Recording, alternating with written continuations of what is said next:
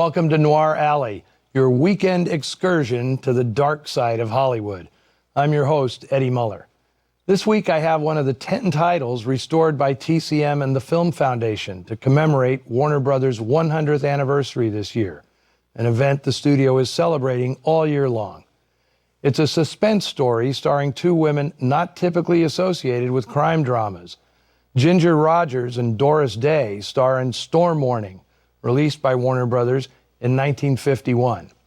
Back in the 1930s, Warner's earned a reputation for socially conscious message pictures that were also exciting melodramas.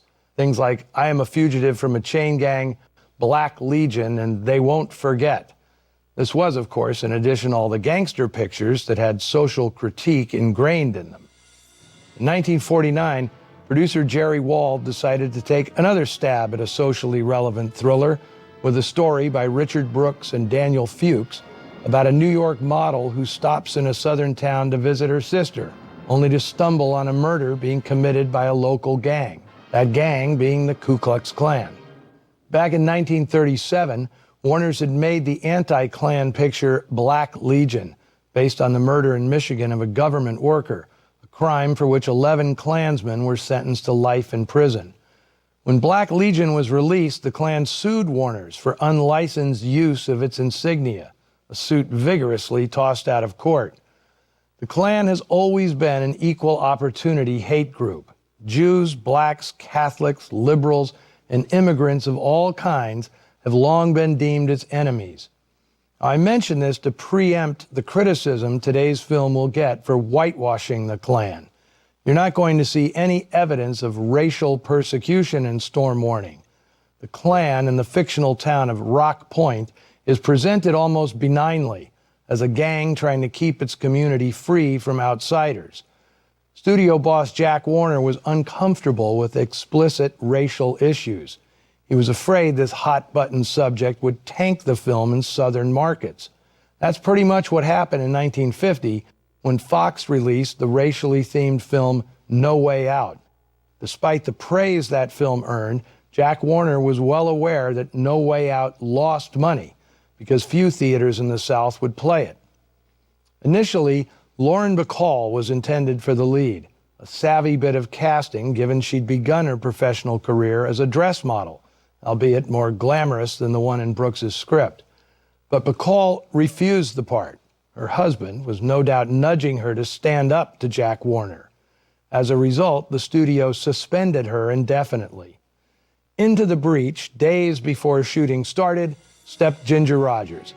At this point, Rogers was a bit at loose ends, her glory days of flying down to Rio and following the fleet having long since passed.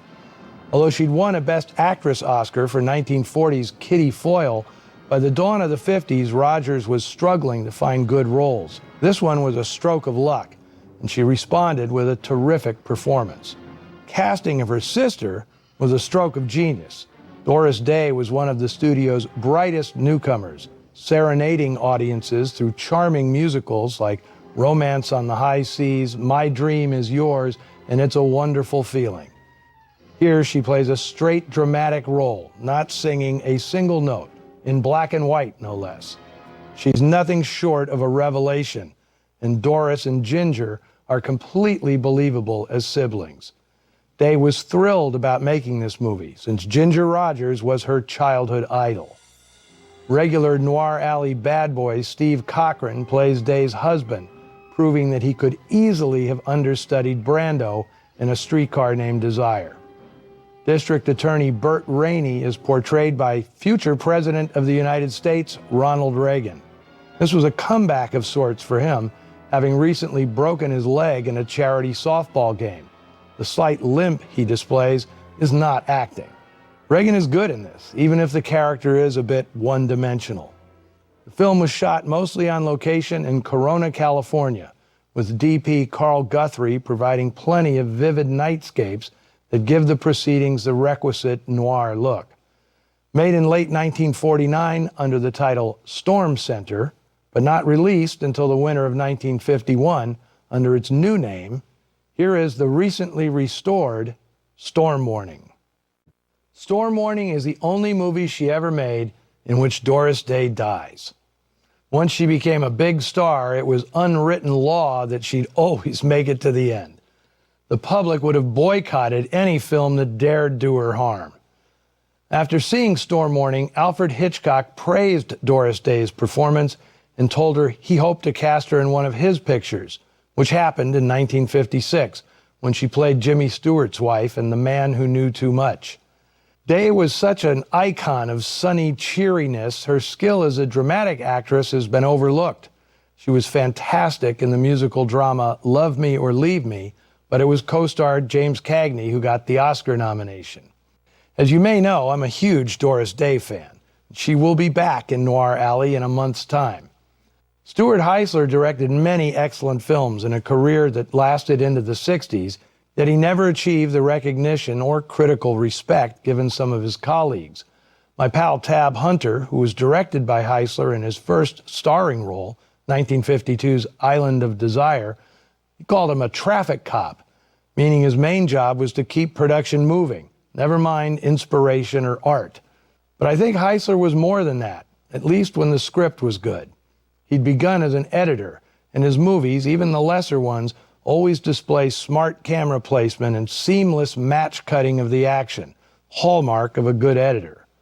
Storm Warning helped Ginger Rogers get back on track, aided somewhat by Warner's PR campaign, which featured the 40-year-old actress either in her underwear or being manhandled by Steve Cochran. A scene in Larry McMurtry's novel The Last Picture Show has the boys making out with their dates come up for air just in time to get a gander at Ginger in a slip, Storm Warning being that week's picture at the town's only movie house. But when Peter Bogdanovich did the film version, he switched the movie from Storm Warning to Father of the Bride. See? No respect for Ginger Rogers or Stuart Heisler. This was the last film Ronald Reagan made at Warner Brothers, where he'd been under contract since 1937. He hadn't yet begun his transition from show business to politics. As a young man, Reagan idolized Franklin Roosevelt and would often describe himself as an ardent New Deal Democrat, which is what he was when he first became president of the Screen Actors Guild, a post he held from 1947 to 1952. By the time he was elected again in 1959, he'd become a Republican. The conversion mostly inspired by his opposition to labor unions and a personal abhorrence for paying federal income tax. He was elected governor of California in 1967 and served 2 terms before successfully campaigning for the presidency in 1980.